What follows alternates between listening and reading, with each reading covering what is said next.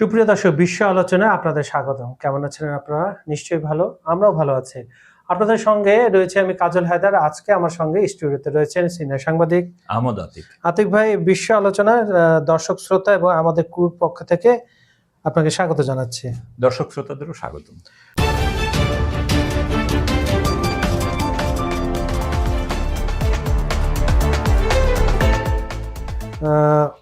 আজকে আমরা মূলত দুইটা বিষয় নিয়ে থাকতে চাচ্ছি। একটা হচ্ছে আপনার বিধানসভা নির্বাচনে তামিলনাড়ুর পরিস্থিতি, প্লাস হচ্ছে আপনার কলকাতায় কিছু বলবো না, ব্যাপক ভিত্তিতে আমরা গত 2 দিন ধরে দেখছি আপনার ব্যাপক সংঘর্ষ হচ্ছে। ওকে দোষারোপ করছে, ওখানে মমতা কোর্টে যাবেন বলেছেন, উনি পদত্যাগ করবেন না। এছাড়াও ইরানের দিকে একটু চোখ ফেরাবো, আসলে আলোচনাটা হবে কিনা, ইরানের এই প্রস্তাব নিয়ে কি মতামত। আতিক ভাই, ইরান দিয়ে আগে আমরা শুরু করি, তারপর আমরা পশ্চিমবঙ্গে চলে যাব।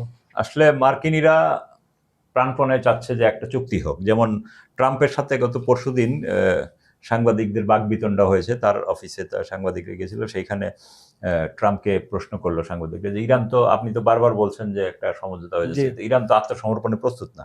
তখন ট্রাম্প বললো যে কে বলছে, তারা তো আমাদের সাথে সব্রতভাবে সহযোগিতা করছে। তো সাংবাদিক বললো তারা তো কয়দিন আগেও আমেরিকার যুদ্ধজাহাজে হামলা করলো হরমুজে। তখন ট্রাম্প বলল তা তো কয়েকদিন আগের কথা, এখন তারা একটা হন্যে হয়ে একটা চুক্তির জন্য খুঁজছে। এই হইলো আসলে ট্রাম্পের অবস্থা, মানে কি বলতেছে না বলতেছে। এবং তার বক্তব্যকে আমরা স্বাভাবিকভাবেই আগের মতোই বলবো যে এটা অ্যাভয়েড করতে। এবং এদিকে আপনি মার্কিন সেনাবাহিনীর 2টি বাণিজ্যিক জাহাজ মানে হঠাৎ করে হরমুজ থেকে বেরোতেছিল, তারা ফরাসি বা অন্য কোনো দেশের জাহাজ, বাণিজ্যিক জাহাজ হিসাবে, কিন্তু সাগরের মাঝখানে এসে তারা স্পিডবোট বা অন্য জাহাজে এসে এগুলোতে সৈন্য ভরছে, ভৈরা হরমুজ পাড়ি দিতে চাইছিল। তখনই ইরান ওই 2 জাহাজে মিসাইল অ্যাটাক করছে। এইটাও কিন্তু আরেকটা, এটা মার্কিন NBC নিউজের বরাতে এই নিউজটা পাওয়া গেছে।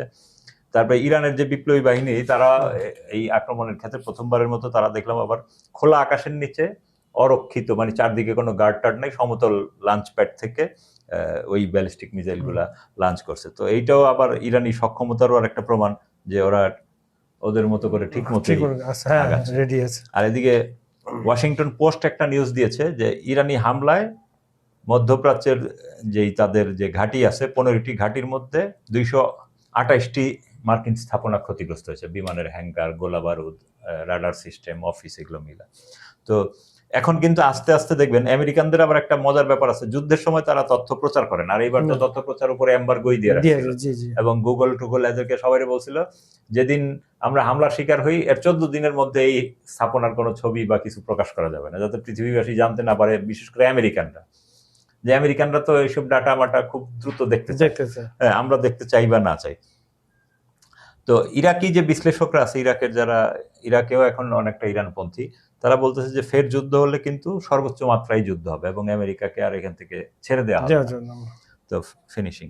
আর এদিকে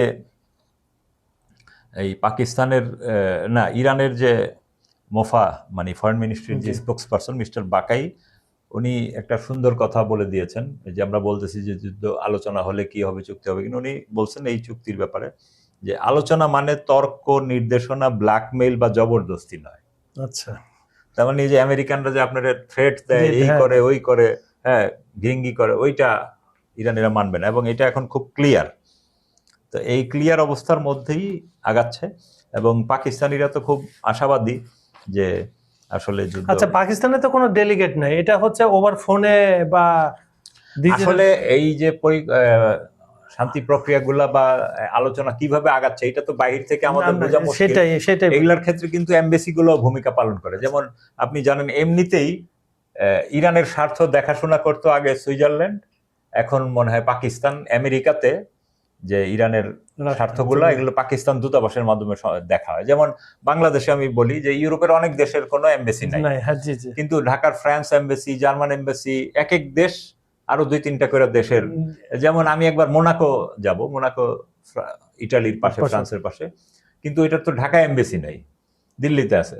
তো পরে ওদের ওয়েবসাইট ঘেটে দেখলাম যে ফ্রান্স এমবেসিতে, পরে আমি ঢাকার ফ্রান্স এমবেসিতে গেলাম, ওরা আমাকে ফরাসি ভিসা দিল, ইউ ভিসা, ওইটাই ওখানে তো কাজ। এরকম পাকিস্তান হলো ইরানের স্বার্থগুলো আমেরিকায় দেখাশোনা করে, আবার সুইজারল্যান্ডও কোনো কোনো দেশে, সম্ভবত ইউরোপীয় দেশগুলোতে সুইজারল্যান্ড এগুলো দেখাশোনা দেখেন করে, এবং অনেক দেশে পাকিস্তান। যার ফলে তো এই পাকিস্তানি যে ডিপ্লোম্যাটরা ওয়াশিংটনে আছে বা জাতিসংঘে আছে, ওরা কিন্তু ইরানেও তো ইরানের প্রতিনিধি আছে, ওদের সাথে খুব দ্রুত নেগোসিয়েট হইতেছে। আবার পাকিস্তান থেকে ওদের যে ফিল্ড মার্শাল আসিফ মনির, সেও টেলিফোনে কমিউনিকেট করতেছে। রাইট।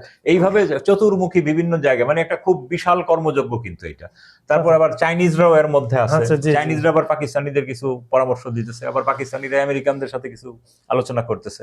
এইভাবে সব মিলে একটা সমন্বয়ের মাধ্যমে চলছে, কিন্তু এটা একটা বিশাল কর্মযজ্ঞ। এবং এই মুহূর্তে পাকিস্তান অন্য যত আন্তর্জাতিক ঘটনা বাদ দিয়া এই হরমুজ ইস্যুতে তারা বেশি এঙ্গেজ, এবং এতে কিন্তু এই যে ইরান যুদ্ধ অন্য অনেক দেশের কি হয়েছে না হয়েছে জানি না, কিন্তু পাকিস্তানের কিন্তু ব্যাপক লাভ হয়েছে। এক হলো পাকিস্তানের উপর আন্তর্জাতিক নজর চলে আসছে। মানে এতদিন পাকিস্তানের উপর নজর ছিল যে পাকিস্তান একটা সন্ত্রাসী রাষ্ট্র, পিছিয়ে পড়া রাষ্ট্র, এইটা সেইটা। আর এখন হ্যাঁ, উল্টা ইন্ডিয়া ছিল আলোচনার ফোকাস, এখন কিন্তু ফোকাসে চলে আসছে পাকিস্তান, যে পাকিস্তান একটা নেগোসিয়েটও করতে পারে, তার একটা সক্ষমতা আছে, তাদের একটা সক্ষমতা আছে, হ্যাঁ, তাদের কূটনৈতিক সক্ষমতা আছে। এবং এই কূটনৈতিক সক্ষমতার কারণে কিন্তু পাকিস্তান আপনি দেখেন যে অর্থনৈতিক ভাবেও লাভবান হচ্ছে, কারণ ওই যে আরব আমিরাত তার টাকাগুলো ফেরত নিয়ে গেল, একই সাথে সৌদি আরব এবং কাতার মিলা তার টাকা দিয়ে দিল। হ্যাঁ, যে নাও, প্লাস হচ্ছে তাদের বন্দরের এখানে ইনকাম। তারপরে এই যুদ্ধের কারণে বিমানের ফ্লাইট গুলো কোন দিক দিয়ে যাবে, এখন হঠাৎ করে যেই করাচি বা ইসলামাবাদ বা লাহোর এয়ারপোর্ট গুলো অনেকটা জনমানবহীন ছিল, মানে তাদের আভ্যন্তরীণ ফ্লাইট আর অল্প কিছু মধ্যপ্রাচ্যের ফ্লাইট চলছে, এখন কিন্তু তারা খুব বিজি ডেস্টিনেশন হয়ে গেছে। তার মানে এই বিজি ডেস্টিনেশন হওয়ার কারণে এই বিমানের একটা লভ্যাংশ আসতেছে তাদের কাছে। আবার একই সাথে বিদেশি অনেক পর্যটক এই চান্সে দেখা গেছে একদিন দুই দিন মাঝখানে তার ফ্লাইটের শিডিউল বিরতি, সে পাকিস্তানটা ঘুরে দেখছে, মানে পাকিস্তান সম্পর্কে যে একটা নেগেটিভ ধারণা সেইটাও কাটার একটা যারা সুযোগ পাইছে। আবার তিন হইলো যে ওই যে ইরান যেহেতু ওইদিকে বন্দর হরমুজের অবরোধের কারণে পাকিস্তান তাদের যে পুরনো 1954 না 55 সালের একটা আইন রিফর্ম করছে, সেই রিফর্মের মাধ্যমে তৃতীয় দেশের মালামাল তাদের দেশ হয়ে ইরানে যেতে পারবে।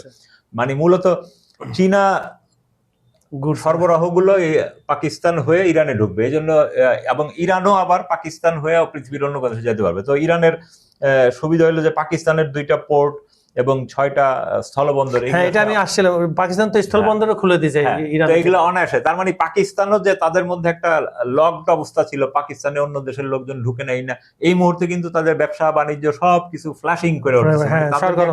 অর্থনৈতিক খরা ছিল এবং মানুষ যাইতো না। আপনি যদি আপনার সাথে যদি একজন লোক না মিশে, প্রতিদিন আপনার পাশ দিয়ে যায় কিন্তু আপনার সাথে কথাবার্তা বলে না, তাহলে কিন্তু আপনার সম্পর্কে তার কোনো ধারণা হবে না। কিন্তু এই অবস্থা এখন পাকিস্তান দীর্ঘদিন পরে এই সুযোগটা পাইছে, এখন তারা যদি এটারে পজিটিভ কাজে লাগাইতে পারে, এটা তাদের একটা সুযোগ। এখন পর্যন্ত তারা পজিটিভ, এখন আলোচনার মাধ্যমে বিশ্ব ফোকাসে আসছে, প্লাস হচ্ছে তাদের এবং আরেকটা সুবিধা আছে যে পাকিস্তানে এই মুহূর্তে কিন্তু তাদের যে আভ্যন্তরীণ রাজনীতিটাও একটু ঠান্ডা অবস্থা আছে। জি জি জি, এবং ওই বোমা বিস্ফোরণ এগুলো নাই।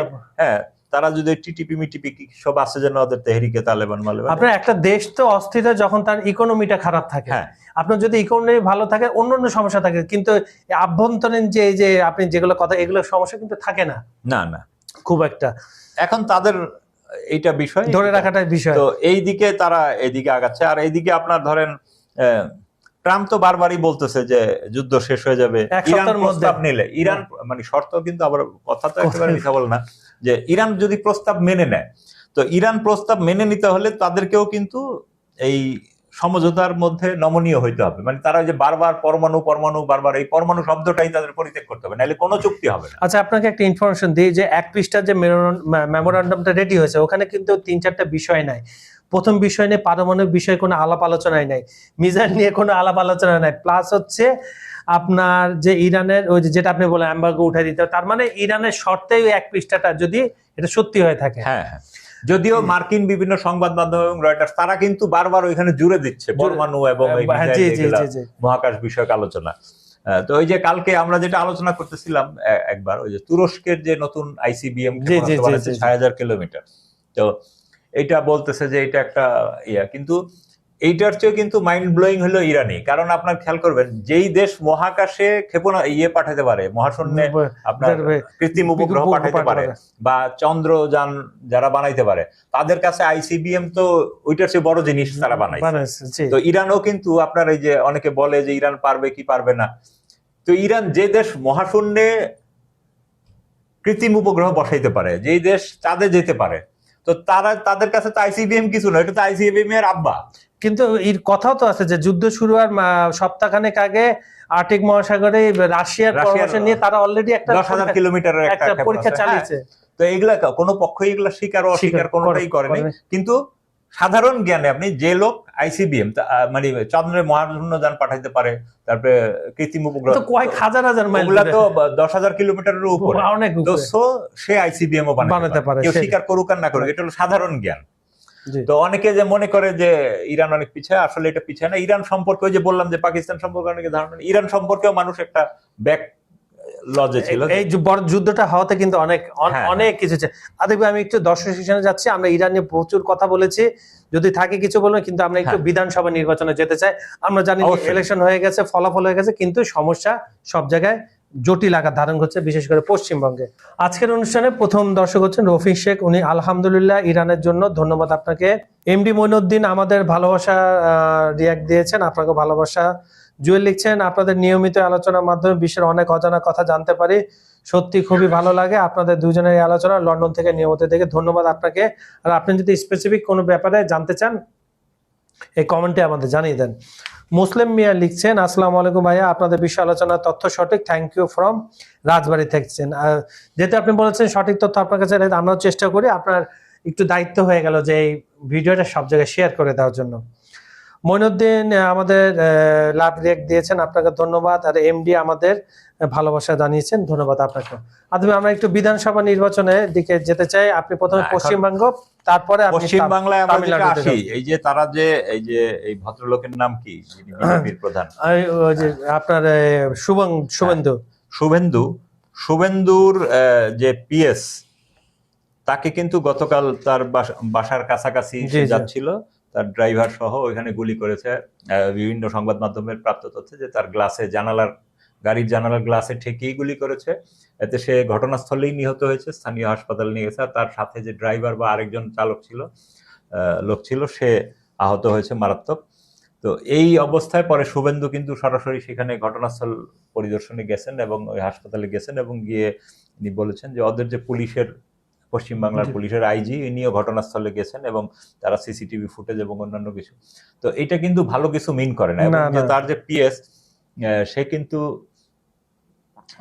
ভারতীয় সামরিক বাহিনীর সাবেক সদস্য। আচ্ছা আচ্ছা, হ্যাঁ, তো এইটাও একটা ফ্যাক্টর। আবার শুভেন্দু বলতেছেন যে আসলে সে তো রাজনীতিক না, আমরা যারা রাজনীতিবিদ তাদেরকে সহায়তা করে আমাদের পিএসএরা, তো সেই হিসাবে সে আমার ছিল, এখন তাকে হত্যা করা হলো। এবং সারা পশ্চিম বাংলায় আপনি জানেন যে প্রচুর ভাঙচুর, লুটতরাজ হচ্ছে বিরোধীদের উপর।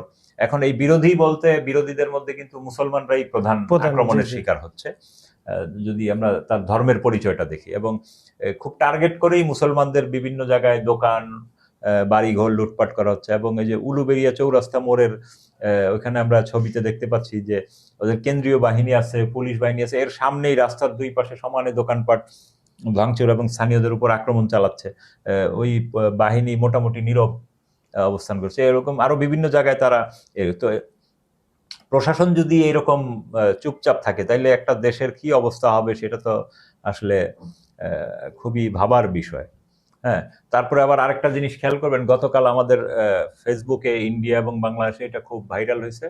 পশ্চিম বাংলা আর বাংলাদেশের ম্যাপ দিয়ে দেখানো হয়েছে, বাংলাদেশের সীমান্তবর্তী একদম উপর থেকে নিচ পর্যন্ত দেখা গেছে এই পুরা লাইন ধরেই নাকি জামাত বিজয় লাভ করছে।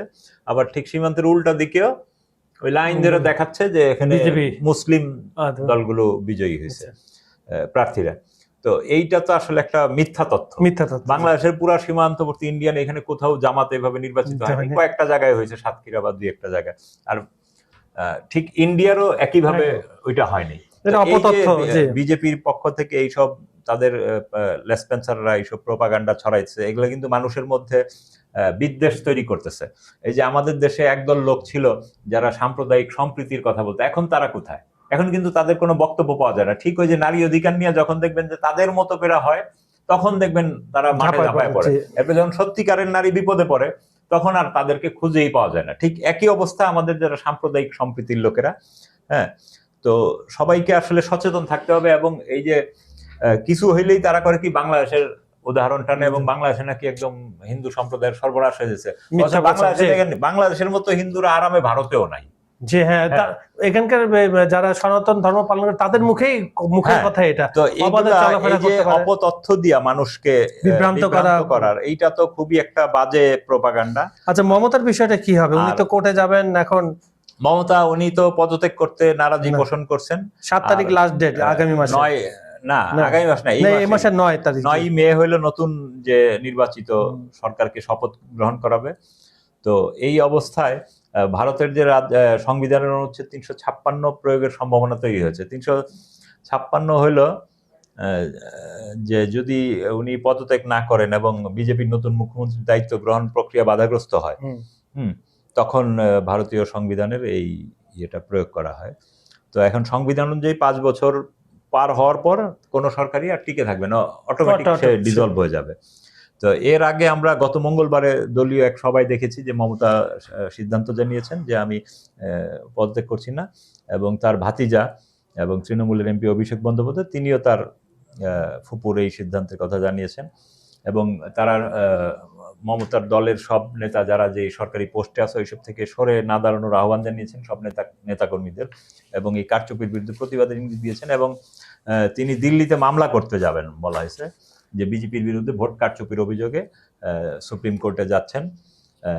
তো এখন সুপ্রিম কোর্টে গেলে কি হবে, কারণ অফিসিয়ালি তো রায়টা বিজেপি নিয়ে নিছে 207টা আসনে, এবং কারচুপির মাধ্যমে, মমতা বলতেছে কারচুপির মাধ্যমে।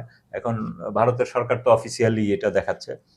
তো তিনি আইনগত লড়াই চালিয়ে গেলে দেখা যাক, তখন আবার রাষ্ট্রপতি শাসন জারি হইতে পারে। সেটাই তো রাষ্ট্রপতি শাসন জারি করতে পারে। তা মমতাও বলছে হ্যাঁ, রাষ্ট্রপতি শাসন জারি করতে পারবে, কিন্তু সেটা সরকারিভাবে ডকুমেন্টেড হইতে হবে, নন ডকুমেন্টেড হওয়া চলবে না।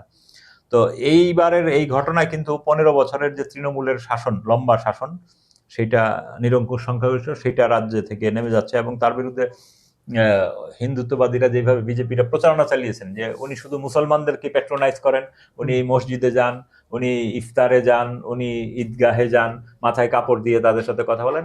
তো এইটা কাটানোর জন্য কিন্তু শেষ দিকে আইসা মমতা মন্দির বানানো, মন্দির পূজা করতে যাওয়া, তারপরে মন্দিরের বিভিন্ন ফান্ডে টাকা পয়সা দেয়া, এগুলা করছিলেন। কিন্তু হালে সেইটা বিজেপির যে হিন্দুত্ববাদী একটা ব্যাপক প্রচারণা, সেইটার কাছে এইটা হালে পানি পায়নি আর কি, যার ফলে ইনি ভরাডুবি করেছেন। এখন দেখা যাক। আর পশ্চিমবাংলার যে রাজ্য প্রশাসন, ওদের তো জানেন কেন্দ্রীয় একটা প্রশাসন, আবার স্থানীয় প্রশাসন, আবার নির্বাচন কমিশন এই মুহূর্তে আলাদা একটা প্রশাসন। হ্যাঁ, তো এইগুলোর মধ্যে একটা ত্রিমুখী সংঘাত শুরু হয়ে গেছে পশ্চিমবাংলায়, এবং সারা পশ্চিমবাংলায় অলিতে গলিতে আপনার লুটতরাজ এবং একটা মারা দাঙ্গা পরিস্থিতি তৈরি হচ্ছে। এখন এটা পশ্চিমবাংলার লোকরাও সারাদিন হিন্দু মুসলমান সবাই আমাদের সামনে একটা অসাম্প্রদায়িক চেহারা ফুটায় উঠতো যে আমরা হিন্দু না, আমরা বাঙালি। হ্যাঁ, কিন্তু তাদের সেই রূপ এখন কোথায় গেল? এখন আমরা কি বলবো যে তাদের আসলে ভিতরেই এটা ছিল, এটা এখন বেরিয়ে সময় মতো বেরিয়ে এসেছে। হ্যাঁ, এবং ঠিকই এটা ধর্মীয় সংঘাতের দিকে চলে যাচ্ছে।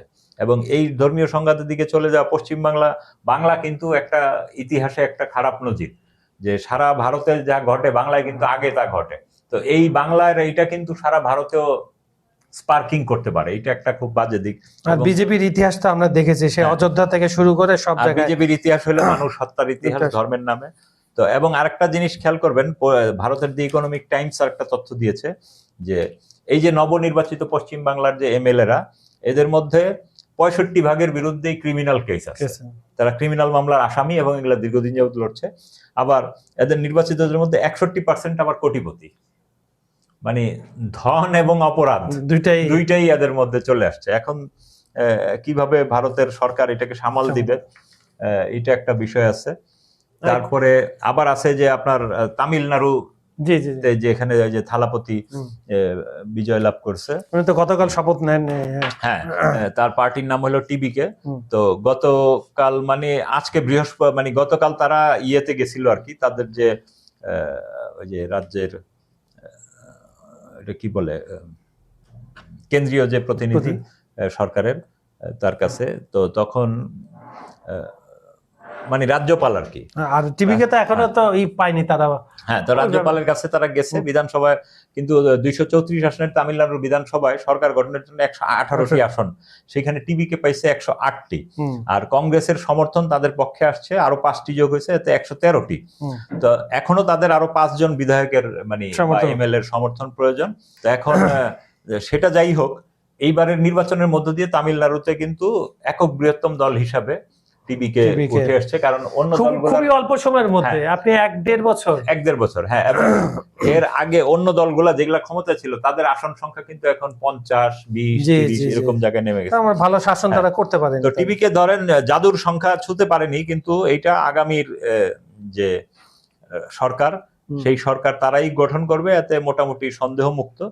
এবং সব মিলিয়ে এখন দেখা যাক যে তারা কি করে। এবং রাজ্যের তরুণরা এবং সবাই কিন্তু তার দিকে, নারী ভোট এবং তার স্পিচ গুলো আমি দেখতেছিলাম যে সব জায়গায় একই, যে আমার হিন্দু, মুসলমান, খ্রিস্টান, বৌদ্ধ কোনটা আমার টার্গেট আছে। মমতার মতোই কিন্তু আপনি খেয়াল করবেন এই বিজয় থালাপতি, সেও কিন্তু ওই যে গত রোজায় একটা ভিডিও ফুটেজ সে কি মুসলমান হয়ে গেছে নাকি?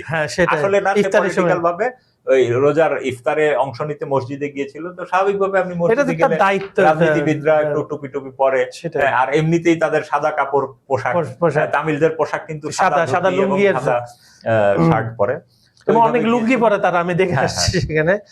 তো সেইটা দেখা যাক, যে মহিলাদের ভোটটা টেনেছে, যে প্রতিশ্রুতি দিয়েছে, বলেছে টেনেছে, এবং বলেছে, যার বক্তৃতায় আমি দেখেছি এক কথাই বলেছে, আমার দৃষ্টিতে হিন্দু, মুসলমান, খ্রিস্টান সব একই, আমার দায়িত্ব হবে কিভাবে শিশুদের শিক্ষিত করা, কিভাবে মায়েদের আরো উন্নয়ন করা, কিভাবে যারা পিছিয়ে পড়া জাতি তাদেরকে টেনে তোলা। তা আমরা ভালো দিকটাই আশা করব। উনি যেমন তার রূপালী পর্দায় সাকসেস হয়েছেন, তার রাজনৈতিক ক্যারিয়ারও বর্ণাঢ্য হবে। আর পশ্চিমবঙ্গে যে সমস্যাটা চলছে, আশা করি দ্রুত সলভ হয়ে যাবে, নাহলে এটা আমাদের এখানেও আসতে পারে এই ধরনের। স্বাভাবিকভাবে যেহেতু বাংলাদেশের বন্ধু রাষ্ট্র বা প্রতিবেশী রাষ্ট্র, যেইভাবে আপনি ব্যাখ্যা করেন, সে আমাদের তো ইতিমধ্যে আমাদের বাংলাদেশি একদল সাংবাদিক দিল্লি ভ্রমণ করছে এই সময়, সেইখানেও তারা এইসব বিষয়ে তাদের যে ভারতের পররাষ্ট্র সচিবকে প্রশ্ন করেছিলেন। তো উনিও তো ডিপ্লোম্যাটিক মানুষ, উনি ডিপ্লোম্যাটিক জবাব দিয়েছেন যে হ্যাঁ, বাংলাদেশ কি করে আমরা তার দিকে আমরা তাকিয়ে আছি আপনাদের দিকে, আপনারা কি করেন। হ্যাঁ, তো সুপ্রিয় দর্শক, ছুটির দিনের এই অনুষ্ঠানটা, বিষয় আলোচনা টক শোটা আপনাদের কেমন লেগেছে আমাদেরকে জানিয়ে দেবেন। আমাদের ভিডিওগুলো সম্পূর্ণ দেখে লাইক, কমেন্ট আর শেয়ার করবেন। আর বিজ্ঞাপন ও প্রমোশনের জন্য ডেসক্রিপশন দেওয়া নম্বরে যোগাযোগ করতে পারেন। আজ এখানে বিদায় নিচ্ছি, সবাই ভালো থাকবেন, সুস্থ থাকবেন, আল্লাহ হাফেজ।